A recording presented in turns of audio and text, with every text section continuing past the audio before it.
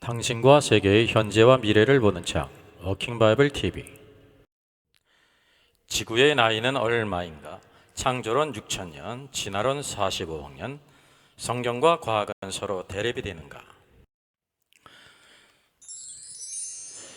신앙생활과 전도에 가장 큰 딜레마가 있다면 무엇일까요? 진화론인가 창조론인가 입니다. 학교에서 청소년들이 진화론을 배우며 갈등을 합니다. 전도할 때 진화론 무신론이냐 창조론 하나님이라는 갈등을 겪습니다. 신앙생활에 보이지 않는 걸림돌이기도 합니다. 성경에 의심이 생기고 기초가 흔들리는 것이 바로 이 때문이 아닙니까? 2017년 박성진 중소기업 장관 후보가 받은 청문회의 질문입니다. 후보자 입장에서 보기에 지구의 나이는 어떻게 되었나요? 질문의 요지는 역사관, 종교관의 문제였습니다. 후보자는 이렇게 말했습니다. 그 부분에 대해서 제가 말씀드리면 창조과학, 창조신앙을 믿는 입장에서는 교회에서는 6천년이라고 얘기를 하고 있습니다. 질문하는 국회의원의 의도는 창조과학, 창조론, 기독교를 믿고 있는 후보자에 대한 의견이었습니다. 창조과학이 비과학적이다, 반과학적이다, 유사과학이다. 어떤 입장을 가지고 있느냐는 거죠. 그래서 후보자는 창조과학자들이 과학적 방법론으로 전문가들에 의해서 입증된 부분은 당연히 인정해야 한다고 생각한다고 대답했습니다. 결과적으로 후보자는 사퇴를 하고 말았습니다. 청문회 영상에 대한 댓글들입니다. 반대하는 의론도 있고 이해한다는 의론도 있습니다. 창조과학회에서 활동하는 김명현 교수의 영상이죠. 당연히 주제의 핵심 포인트는 우주의 나이는 150년 전, 지구의 나이는 약 46억 년 전, 방사능 동위원소 연대 측정법에 의한 것입니다. 그런데 성경은 6천년이라는 데 문제가 있죠. 이 양자의 관계를 그는 여러 가지 근거를 들어 설명하고 있습니다. 지구 나이에 대한 양대 주장들 가운데 창조론을 지지하는 분들입니다. 지구 역사, 우주 역사가 45억 년이 아닐 수도 있다.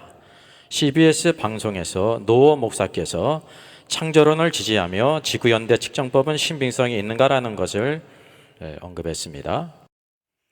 창조론을 지지하는 영상들 가운데 특별히 하단에 기독교인이 수십억 년의 연대를 거부해야 할 성경적, 과학적 이유를 들었습니다.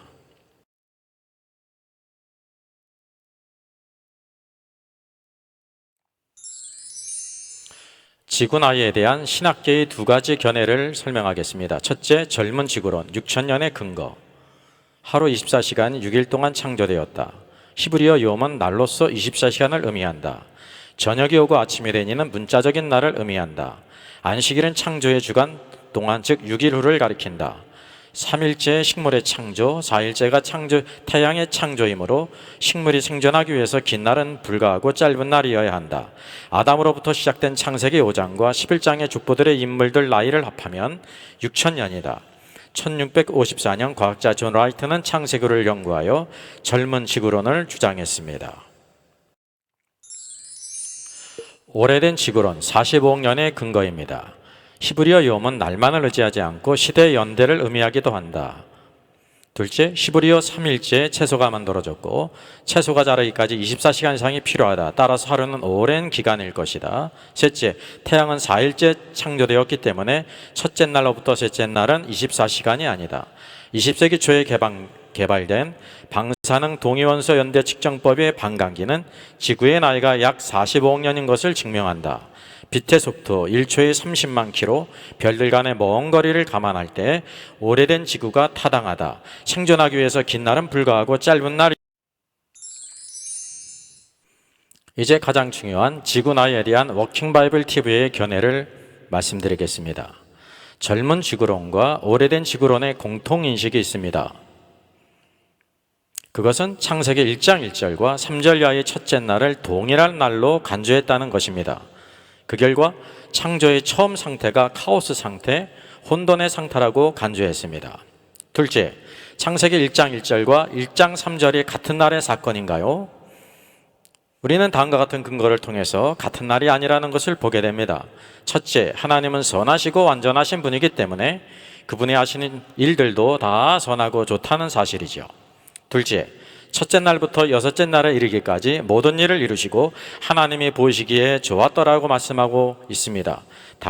둘째 날은 이 말씀이 없습니다. 다른 원인이 있습니다. 시간상 다음에 언급하도록 하겠습니다. 셋째, 그러므로 하나님이 어떤 분이신지를 안다면 1장 1절 창조의 결과가 카오스 상태가 아니라는 것을 알게 됩니다. 창세기 1장 2절에 혼돈, 공허, 흑암, 카오스는 어떤 의미일까요? good, better, best 중에서 찾아보시기 바랍니다. 만약 이것 가운데 답을 찾는다고 한다면 무리수일 것입니다. 창세기 1장 1절은 창조, 파라라소, nothing에서 something, 무엇인가를 만들어내신 것입니다. 창세기 1장 2절 혼돈, 공허, 흑암, 카오스는 어떤 의미일까요? bad, worst, worst. bad도 아니고 worst도 아니고 worst입니다. 가장 나쁜 경우입니다. 우리가 이해하기 난해한 것을 만날 때 급하게 결론을 내리지 말고 기다릴 필요가 있습니다. 성경이 어떻게 말하고 있는지를 인내를 갖고 연구하고 상고해야 합니다.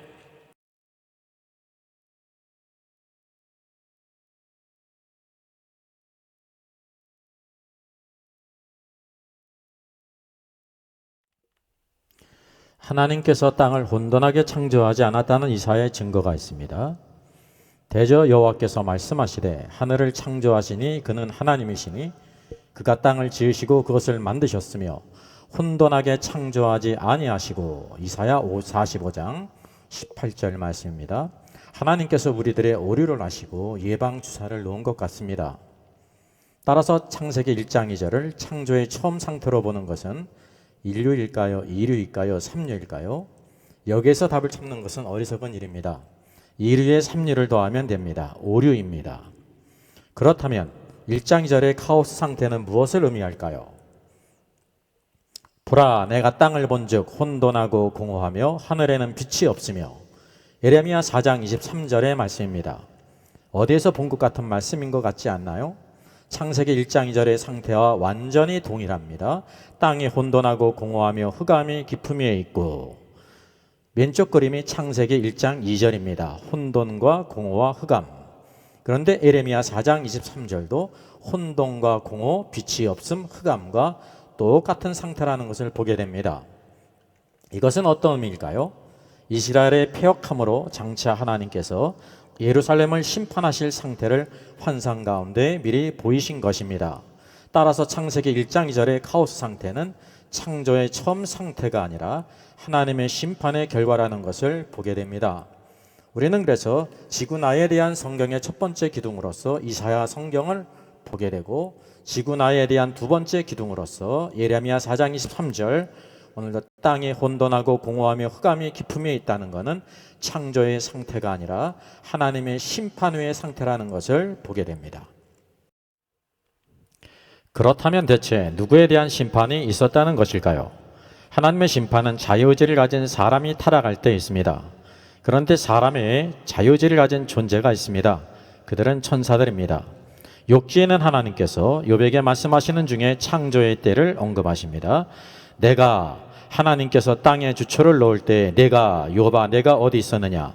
그때에 새벽별들이 기뻐 노래하며 하나님의 아들들이 다 기뻐 소리를 질렀느니라. 천사들을 하나님의 아들로 부릅니다. 하루는 하나님의 아들들이 와서 여호와 앞에 섰고 사단도 그들 가운데 선지라. 이 하나님의 아들들은 천사들을 가리키죠. 창조의 때 새벽별 천사들이 기뻐했다는 것은 어떤 의미일까요? 하나님의 창조의 위대함과 아름다움을 노래했다는 것입니다.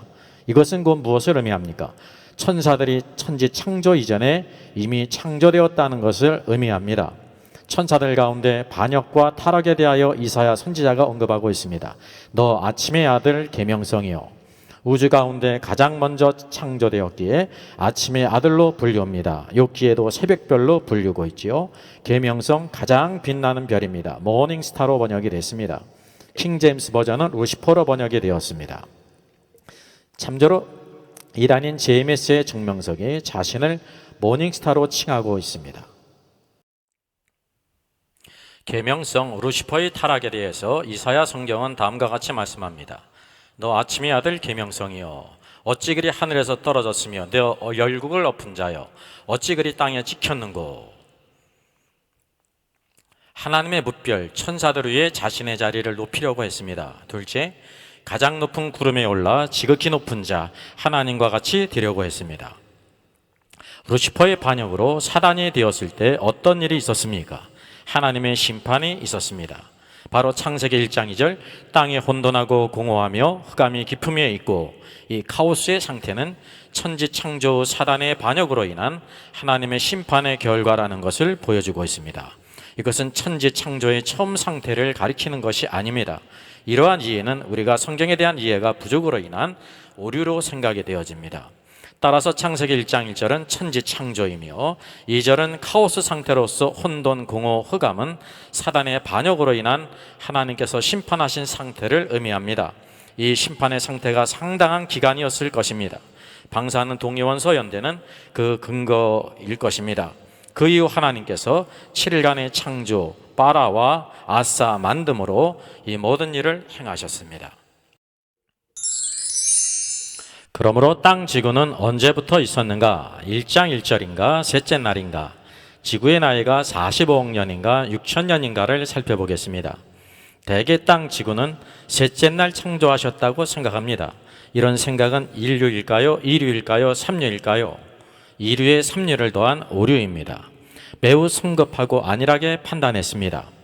그런 근거, 창세기 1장 2절 땅이 혼돈하며 라는 것은 어떤 의미라는 것을 살펴보시기 바랍니다. 땅 지구가 이미 존재했다는 것입니다. 그런데 그 땅이 혼돈했다는 것입니다. 오른쪽 그림은 지구가 물로 덮여 있는 것을 표현한 것입니다. 이것은 바로 창세기 1장 1절의 상태가 아닙니다. 창세기 1장 2절의 상태를 보여주고 있는 것입니다. 창세기 1장 6절로부터 둘째 날 궁창을 만드심을 주목해 보십시오. 하나님이 이르시되 물 가운데 궁창이 있어 물과 물로 나뉘라. 지구 온 땅이 물로 덮여 있었습니다. 이런 이유는 루시퍼의 반역으로 인한 심판의 상태라는 것을 보여줍니다. 물 가운데 궁창, 대계를 만듦으로 궁창 아래의 물과 궁창 위의 물로 나누셨습니다. 지구 땅은 여전히 물로 덮여 있었습니다. 창세기 1장 9절 셋째 날을 주목해 보십시오. 하나님이 이르시되 천하의 물이 한 곳으로 모이고 묻이 드러나라 하시니 그대로 되니라. 오른쪽 아래의 그림은 바로 지구가 물로 덮여 있는데 그 가운데 궁창을 만드심으로 궁창 위의 물과 궁창 아래의 물로 나뉘은 것을 나타난 그림입니다. 이것은 창세기 1장 2절이 아니라 창세기 1장 6절 이하의 상태를 나타내는 그림이지요. 지구가 있었고 물로 덮여 있었습니다.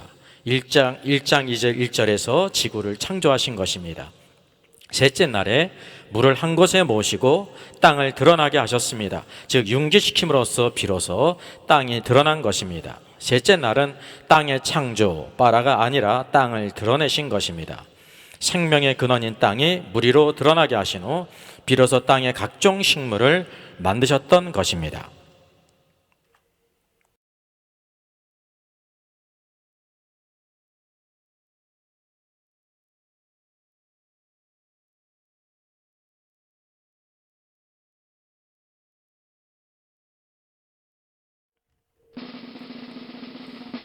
지구의 나이는 얼마인가?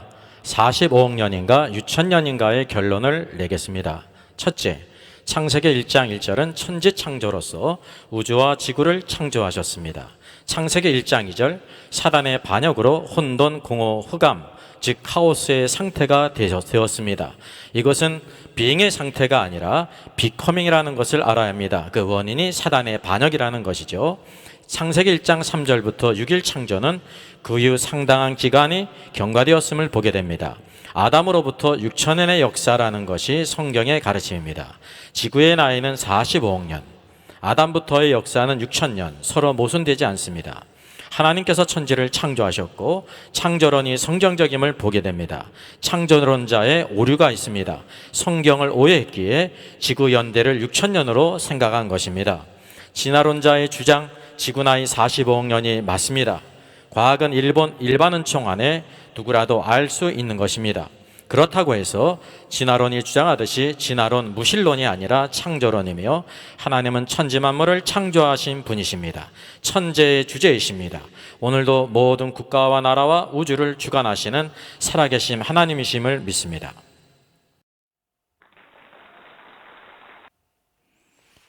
유익한 영상이 되셨다면 구독, 좋아요, 알람 부탁합니다. 여러분의 격려와 기도가 큰 힘이 됩니다. 감사합니다.